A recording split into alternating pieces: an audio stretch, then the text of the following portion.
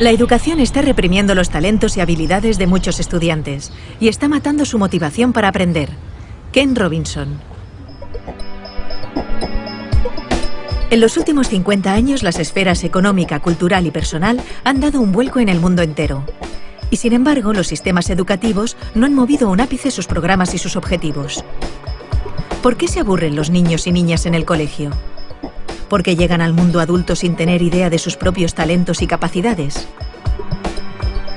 El líder en educación y creatividad, Ken Robinson, llama hoy en redes a demoler una educación nacida para y por las sociedades industriales. La sociedad de la información actual necesita jóvenes creativos y motivados.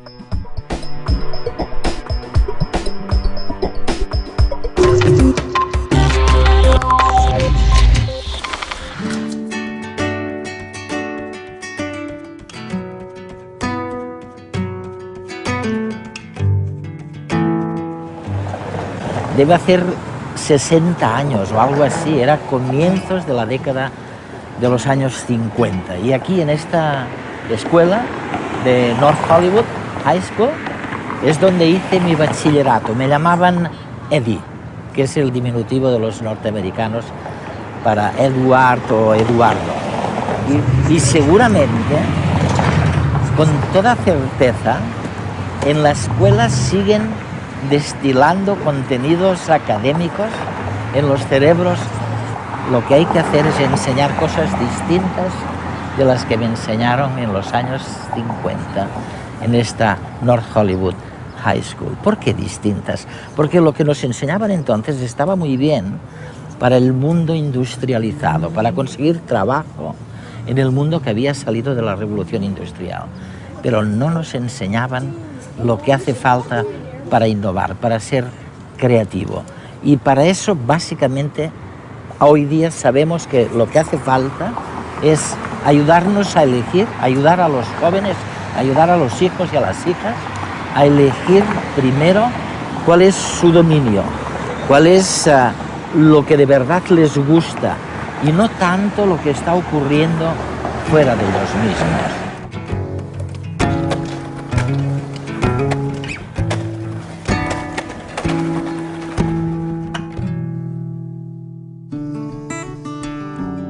Mark Prensky, escritor y consultor, especialista en aprendizaje, resumió en redes hace unas semanas las capacidades escondidas de los niños. El deber de las escuelas, en mi opinión, es motivar a los chicos. Este es el motivo por el que no van a dejar de existir los profesores. Su trabajo es darles luz. ¿Tienen nuestros hijos trastorno por déficit de atención? Esto es lo que muchos creen. Les damos Ritalin y otros fármacos. Esto es lo que dicen nuestros hijos. Yo no tengo déficit de atención, simplemente no estaba escuchando. ¿Cómo encendemos las luces para estos chicos? Yo creo que la mejor forma es con aquello que les apasiona. Y creo que así toda esa mala prensa en torno a nuestros chicos la vamos a ver con otros ojos. Voy a darles una metáfora nueva. Digamos que nuestros chicos son cohetes espaciales. ¿Qué quiere decir? Pues que van rápido, que se lanzan de cabeza a lugares desconocidos, que son muy volátiles, que son difíciles de controlar con precisión como los cohetes de verdad. Necesitan ser programados adecuadamente, necesitan combustible adecuado y buenos pilotos y quizás requieran algunas correcciones a medio camino como los cohetes de verdad. Pero tienen un retorno potencial enorme. Todos los chicos lo tienen y es lo que tenemos que descubrir. El educador y asesor Richard Gerber también alertaba del desarrollo social de los niños de hoy. Un reto que tenemos como educadores es este. Nuestros hijos vuelven a casa tras la escuela cada día y aprenden más por sí mismos y de sus amigos en las redes sociales que en el aula, ¿o no? Como sistema educativo, ¿cómo podemos comprender este fenómeno? Los niños son consumidores sofisticados. Ya no tienen que esperar a que les enseñemos las cosas. Las encuentran por Internet, crean vínculos de amistad, aprenden unos de otros. Hace muchos años leí algo tuyo que me fascinó, porque pensé que nadie había dicho antes algo tan sencillo y tan cierto a la vez. Dijiste que elevar los estándares o los niveles de educación no sirve de nada si los niveles en cuestión no son válidos o si están equivocados. Y desde entonces he intentado leer todo lo que has escrito, como Out of Our Minds, por ejemplo. ¿Podrías explicarnos tu punto de vista? Mi experiencia es que la mayor parte de nuestros sistemas educativos están desfasados, son anacrónicos. Se crearon en el pasado, en una época distinta, para responder a retos diferentes. Con el tiempo, se han vuelto cada vez más limitados. En todas partes del mundo hay intentos de reformar la educación, y uno de los grandes mantras es que hay que elevar los estándares. Y me hace gracia porque, por supuesto que deberíamos mejorarlos siempre, pero no sirve de nada aumentarlos si están equivocados. Por ejemplo, en la mayoría de sistemas, se insiste mucho en elevar los estándares de matemáticas y de lengua, que por supuesto son muy importantes, pero no son lo único que cuenta en la educación. Las disciplinas artísticas cuentan, las humanidades cuentan, también la educación física. Me gustaría saber si es cierto que ha habido tantos cambios turbulentos, que ha surgido esa disparidad o esa gran brecha entre la educación por un lado y las necesidades individuales de las personas por otro. ¿Cuáles son, de verdad, esos cambios que han ocurrido? Pues creo que hay varios. Si nos planteamos cuál es el propósito de la educación, los políticos a menudo hablan de volver a lo esencial, a lo básico. Y creo que hay que hacerlo. Pero primero tenemos que ponernos de acuerdo sobre qué es lo esencial. En mi opinión, la educación, desde la guardería hasta la formación de adultos, tiene en líneas generales 3 objetivos. O por lo menos debería tenerlos. Uno de ellos es económico. Es innegable que una de las grandes expectativas que tenemos sobre la educación es que si alguien tiene estudios, estará en mejor posición para conseguir un trabajo, y la economía se beneficiará. Por eso invertimos tanto dinero en la educación. Y ahora no es así. El problema es que las economías del mundo han cambiado diametralmente en los últimos 50 años. El mundo cada vez está más dominado por los sistemas de información. Estamos inmersos en una economía de servicios y la industria se ha trasladado fuera de Europa. Ahora mismo se ubica mucho más en Asia. Por consiguiente, económicamente, el mundo de ahora no tiene nada que ver con el mundo en el que tú y yo crecimos. La revolución industrial forjó nuestro mundo, pero también fraguó nuestros sistemas educativos. Tenemos un sistema de educación industrial. Es un modelo de la educación basado en la producción. El segundo gran reto educativo es de índole cultural. Una de las cosas que esperamos de la educación es que ayude a las personas a comprender el mundo que les rodea y a desarrollar un sentimiento de identidad cultural, una idea sobre su lugar en el mundo. Sí. Si analizamos los sistemas educativos de todos los países, en España no hay duda de que esa expectativa está presente en el sistema de enseñanza. Se pretende ayudar a los alumnos a conocer mejor la cultura española, y lo mismo sucede en el resto del mundo. Es una gran expectativa de la educación. El problema es que el mundo también se ha transformado culturalmente en los últimos 50 años. No tiene nada que ver con el mundo en el que crecimos. Cada vez es más interdependiente, más complejo y también más peligroso culturalmente en algunos aspectos, más intolerante en ciertas cosas. El tercer gran objetivo de la educación es personal.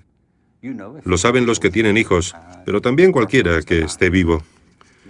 Una de las cosas que esperamos de la educación es que nos ayude a convertirnos en la mejor versión de nosotros mismos, que nos ayude a descubrir nuestros talentos, nuestras destrezas. Y creo que la educación ha fracasado estrepitosamente en ese sentido, puesto que muchos acaban sus estudios sin descubrir lo que se les da bien, sin averiguar jamás sus talentos. Muchos pasan por la escuela y llegan a la conclusión de que carecen de cualquier talento. Y esto sucede porque en el fondo tenemos una visión de las aptitudes muy limitada. También ha habido cambios. En ese sentido, vemos pues que hay cambios en nuestra noción de inteligencia, pero también en la cultura, que ha cambiado y se ha complicado, por no hablar de hasta qué punto se ha revolucionado económicamente el mundo. Tenemos pues tres grandes cambios que probablemente explican esta ansiedad que surge de la disparidad entre el mundo educativo y las necesidades económicas, culturales e individuales.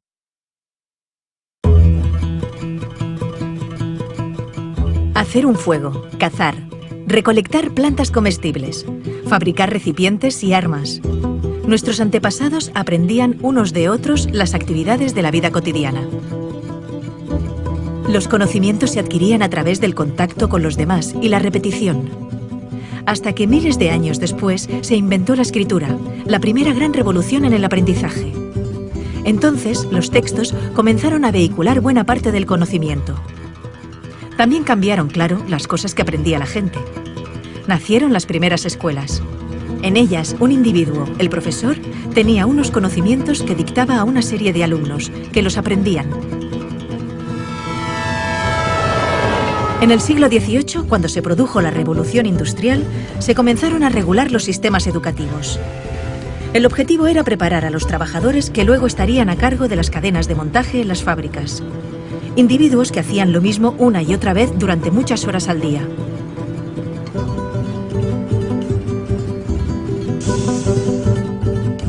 La escuela que se inventaron seguía ese patrón. Todos los niños repetían y repetían de memoria determinados conocimientos. Un proceso estandarizado y lineal, en el que les enseñaban aquellas materias que se consideraban útiles para la recién nacida economía industrial. Es el modelo que ha perdurado hasta nuestros días. Sin embargo, ya no nos sirve, porque el mundo, en el último medio siglo, ha cambiado radicalmente. Los avances espectaculares que se han producido en ciencia y tecnología han hecho, por una parte, que pasemos de ser una sociedad industrial basada en la producción masiva de objetos a una sociedad de servicios y de información, en la que el motor son las ideas y la creatividad, la capacidad de inventarnos nuevos oficios más acordes al siglo XXI. Y por otra parte, los descubrimientos científicos nos han permitido conocer mejor cómo funciona nuestro cerebro, el órgano encargado del aprendizaje, y descubrir algo que los griegos ya sabían, que no aprendemos repitiendo, de memoria, sino haciendo, cuando nos emocionamos. Por eso, hay que transformar la escuela de arriba a abajo. Necesitamos un sistema educativo que, mediante el aprendizaje social y emocional, fomente la educación personalizada, que potencie el desarrollo de cada individuo, que estimule la creatividad, la pasión, la energía, el talento. Porque nuestro futuro está lleno de nuevos retos que requerirán nuevas soluciones, y estas dependerán de cuán creativa, vital y variada sea la gente. Y también feliz. Y para ser feliz necesitamos realizarnos y desarrollarnos, descubrir y cultivar aquello que nos motiva y hace sentirnos bien. Bienvenidos a la escuela del siglo XXI.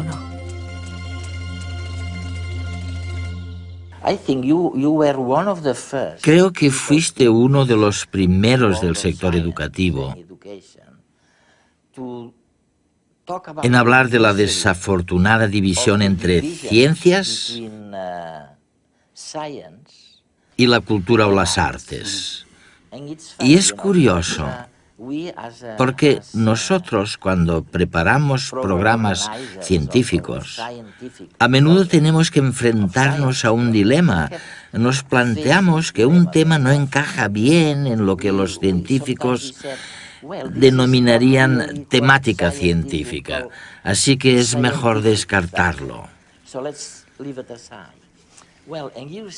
Pero tú afirmas que como resultado de esta escisión entre la ciencia y las disciplinas artísticas, hemos ignorado un campo fantástico, el de la creatividad.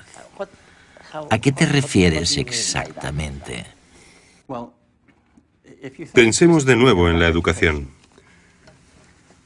La mayoría de países no instauraron un sistema de educación pública obligatoria hasta mediados del siglo XIX.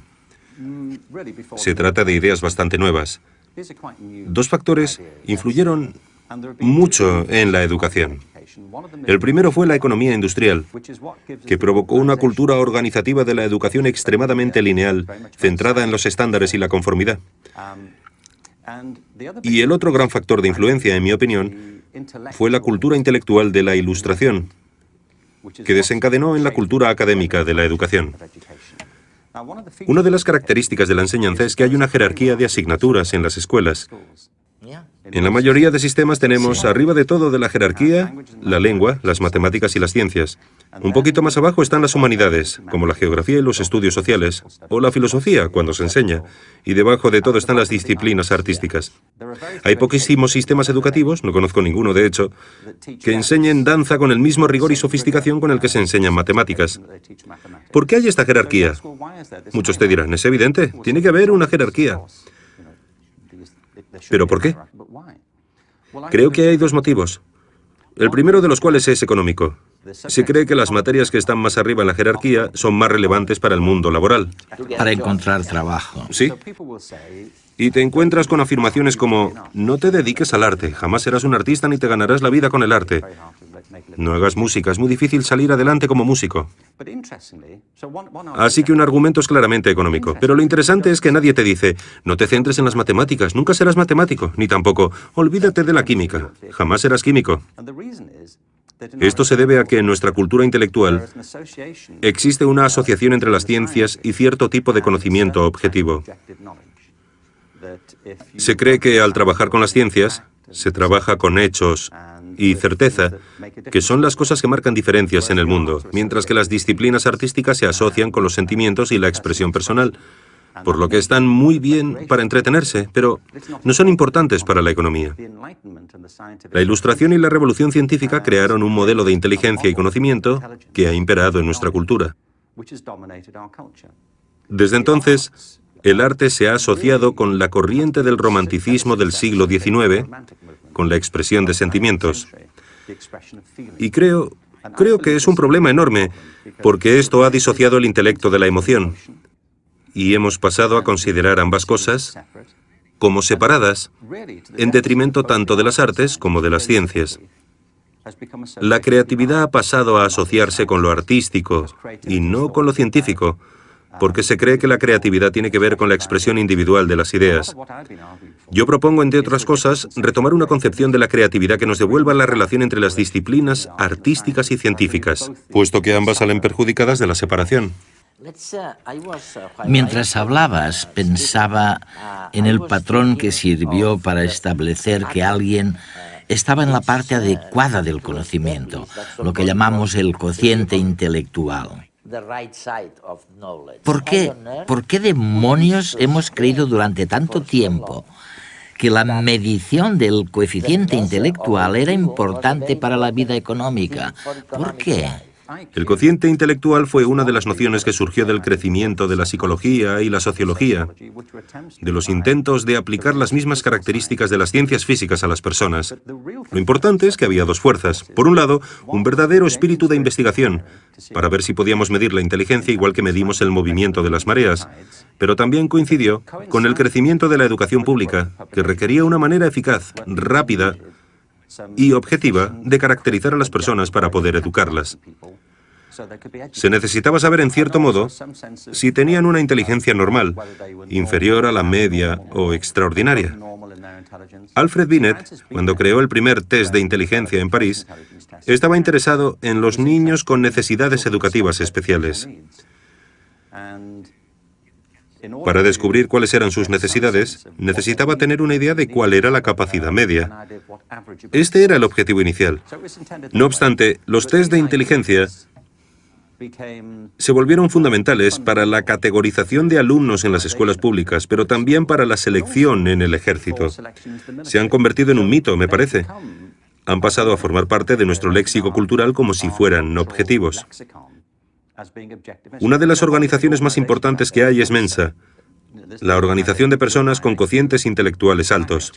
Y me parece estupendo, no voy a criticar a Mensa, pero me planteo si esto es así realmente.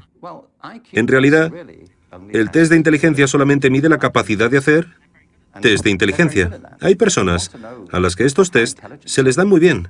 Si queremos saber lo inteligente que es alguien, por lo menos deberíamos aceptar que la inteligencia entraña mucho más de lo que se puede medir en un test de inteligencia. ¿No deberíamos incluir también otras preguntas? Como por ejemplo, ¿sabes componer una sinfonía? ¿Sabes interpretarla? ¿Gestionar un negocio de éxito? ¿Sabes bailar? ¿Sabes escribir una poesía que conmueva a los lectores y les haga llorar? ¿Tienes empatía? La empatía, sí. Si el ser humano solamente tuviera las habilidades que se miden en los test de inteligencia, la mayor parte de la cultura humana jamás habría existido. Yo no querría vivir en un mundo así. ¿Tú sí? No. Tenemos una visión de la inteligencia muy reduccionista.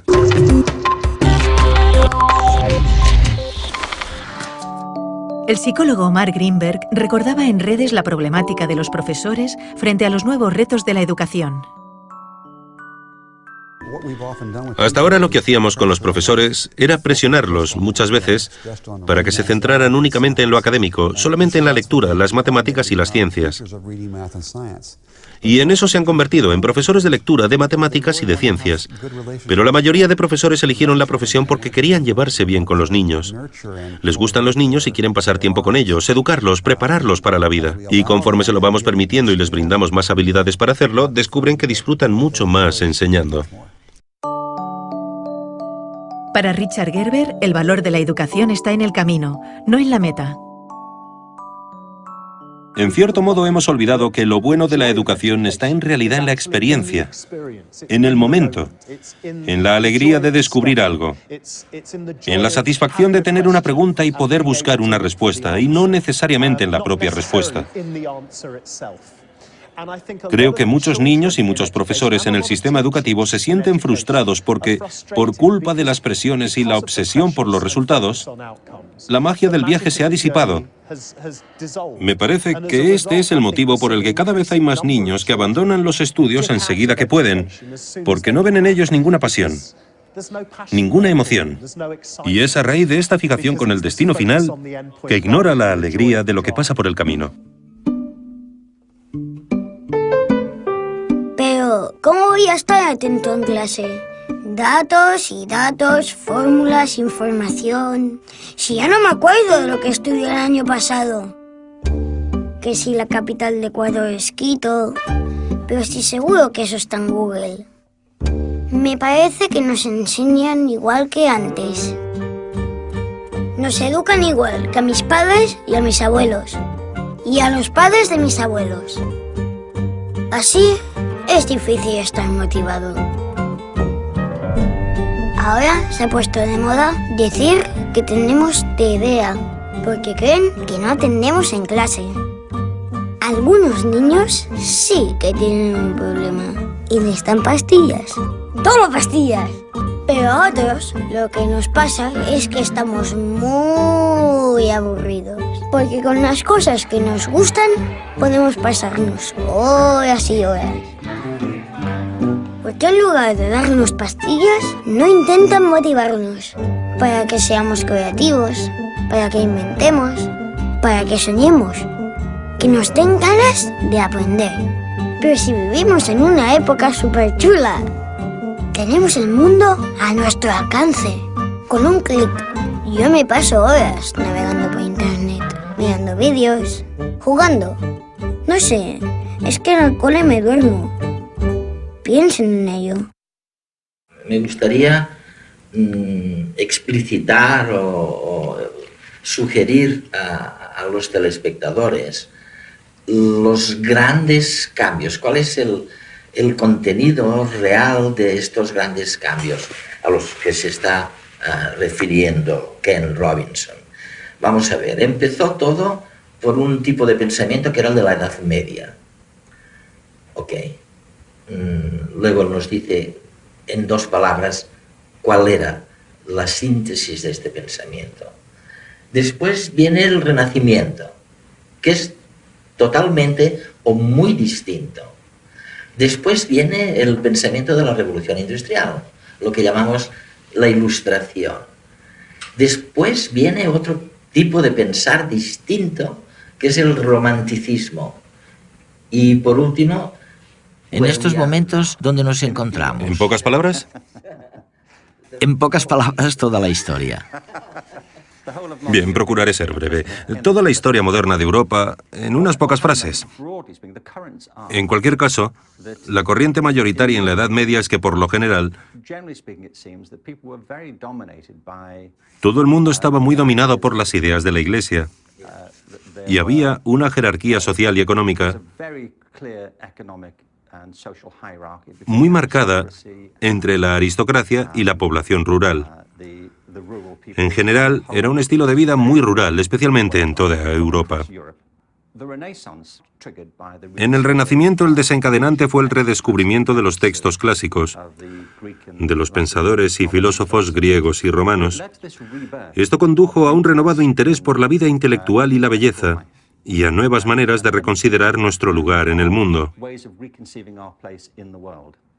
Se produjeron varios cambios importantísimos, por ejemplo, el trabajo de Copérnico y Galileo, que plantearon la posibilidad de que tal vez la Tierra no fuera el centro del universo de Dios, y eso supuso una especie de terremoto ideológico,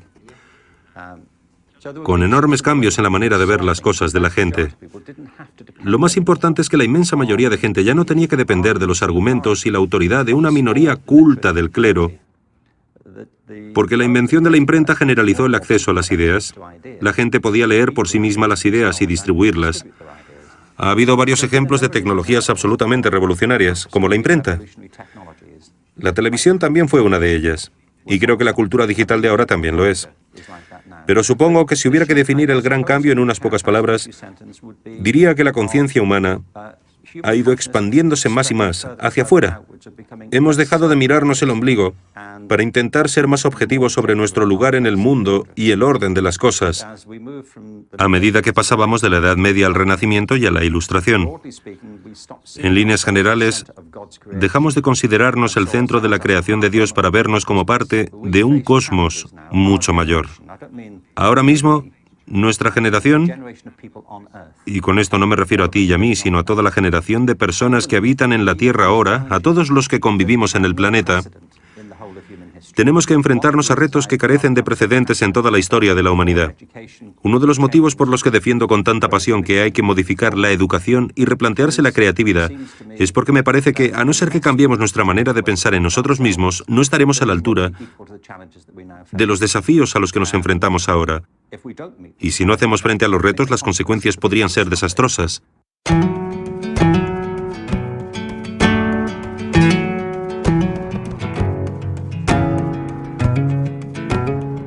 Si no estás dispuesto a equivocarte, nunca llegarás a nada original. Ken Robinson.